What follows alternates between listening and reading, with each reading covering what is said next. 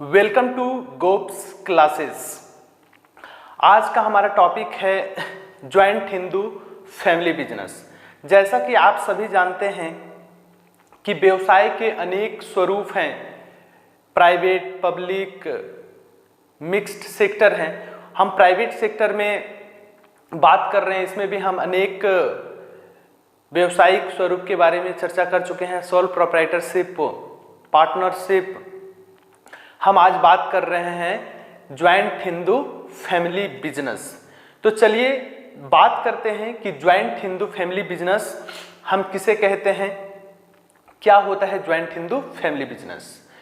तो जैसा कि नाम से ही प्रतीत है, Hindu business, joint Hindu family business मतलब भारत में निवास करने वाले, भारत में रहने वाले वह सभी ज्वाइंट हिंदू फैमिली, मतलब भारत में रहने वाले सभी संयुक्त हिंदू परिवार। अर्थात अगर हम समझने का प्रयास करेंगे कि मतलब किसी परिवार में ज्वाइंटली रहने वाले, हिंदू परिवार में ज्वाइंटली रहने वाले व्यक्ति उस व्यवसाय में, उस संयुक्त हिंदू परिवार व्यवसाय में जो भी प्रॉपर्टी है, जो भी एसेट्स है, संपत्ति है, चाहे वो लैंड हो, बिल्डिंग हो, मशीनरी हो, एरोप्लेन हो, मोटर व्हीकल हो, मोटर कार हो, उन संपत्तियों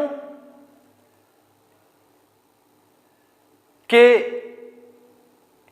हिस्सेदारी मांगने वाले या फिर दावा करने वाले लोग होने चाहिए। अर्थात अगर हम ज्वाइंट हिंदू फैमिली बिजनेस की बात करें तो दो शर्तों को पूरा करता हो।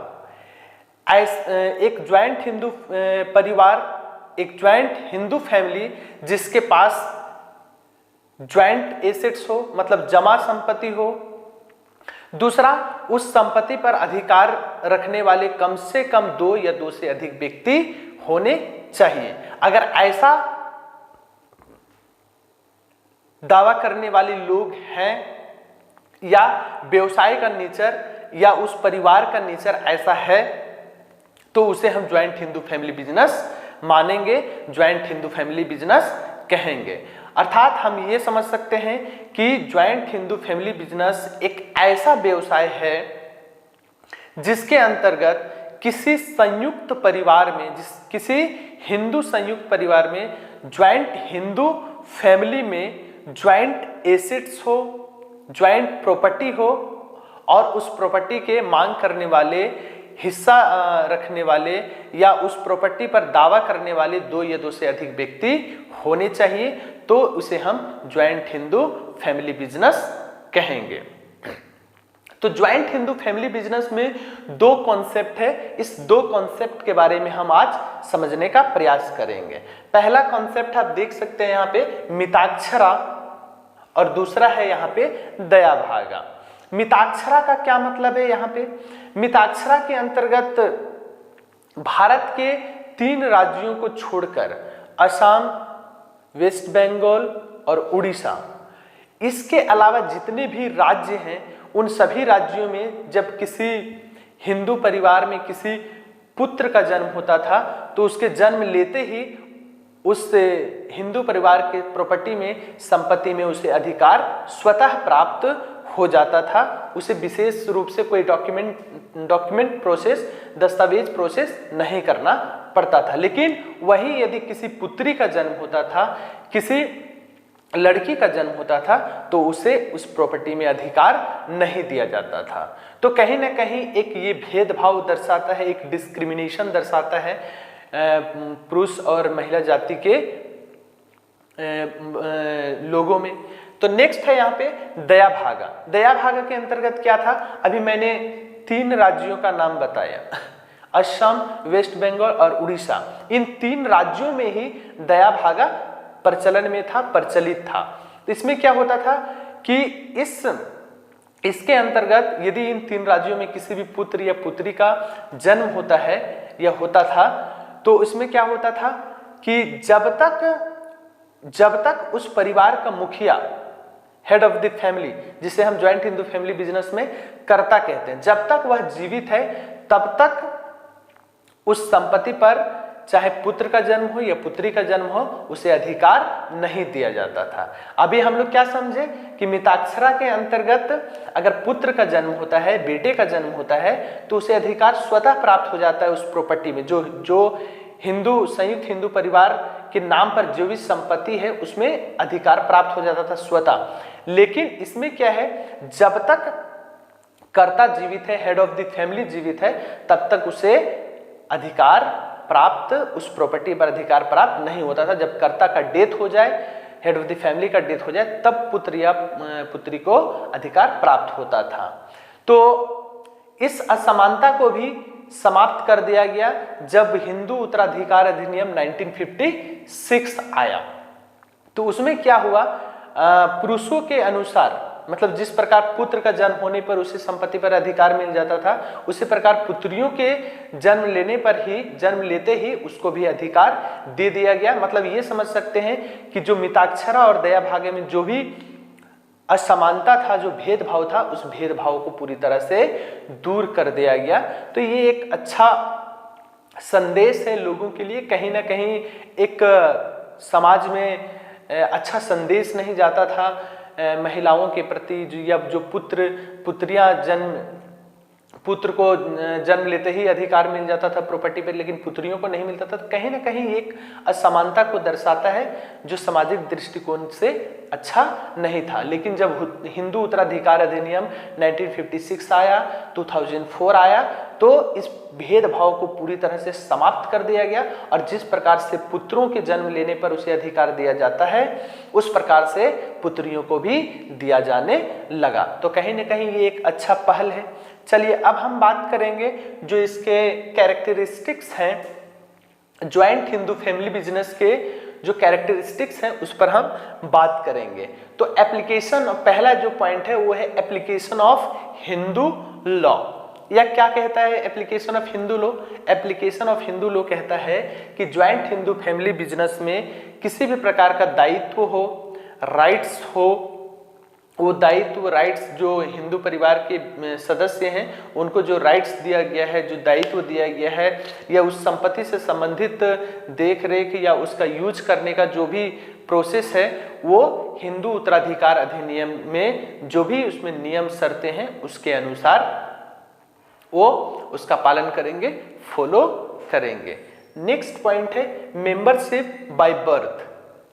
मेंबरशिप बाय बर्थ का मतलब यही है कि यदि किसी बच्चे का जन्म होता है, जैसा कि हम लोग मिताक्षरा में देखें, जन्म लेते ही उस बच्चे को उस संपत्ति पर अधिकार दिया जाता है। इसके लिए कोई स्पेसिफिक, कोई विशेष डॉक्यूमेंटेशन या रजिस्ट्री की आवश्यकता नहीं होती। जैसे बच्चे का जन्म होता है उसे उस प्रॉपर्टी में, जो ज्वाइंट हिंदू फैमिली का जो भी प्रॉपर्टी है उसमें उसको उसका शेयर पर राइट्स मिल जाता है, वो अपना दावेदारी कर सकता है। नेक्स्ट पॉइंट है कंट्रोल एंड मैनेजमेंट। जो ज्वाइंट हिंदू फैमिली बिजनेस का जो भी प्रॉपर्टी है उसका मैनेजमेंट और कंट्रोल कौन सा कर सकता है? तो उसका मैनेजमेंट और कंट्रोल उस हिंदू परिवार का जो करता है, जो मुखिया है, वही उसका मैनेजमेंट कर सकता है, नियंत्रण कर सकता है। जो भी कंट्रोलिंग है उसके हाथों में होता है, अर्थात उसका देखरेख, उसका महत्वपूर्ण जो डिसीजन है वो डिसीजन इसका लेने का कार्य करता है। नेक्स्ट पॉइंट है, नेक्स्ट पॉइंट आप देख रहे हैं यहाँ पे, stability of business. Stability of business का मतलब है कि व्यवसाय का स्थायित्व। व्यवसाय का स्थायित्व का मतलब यहाँ पर यही है कि यदि ज्वाइंट हिंदू फैमिली बिजनेस के किसी भी सदस्य का मौत हो जाता है, दिवालिया हो जाता है, पागलपन का शिकार हो जाता है या कर्ता का डेथ हो जाता है, तो इससे व्यवसाय पर कोई प्रभाव नहीं पड़ता है, कोई भी इफेक्ट नहीं पड़ता है। जिस प्रकार पहले व्यवसाय चल रहा था उस प्रकार से व्यवसाय रन करता रहता है, चलता रहता है। नेक्स्ट पॉइंट है right to earn separate assets.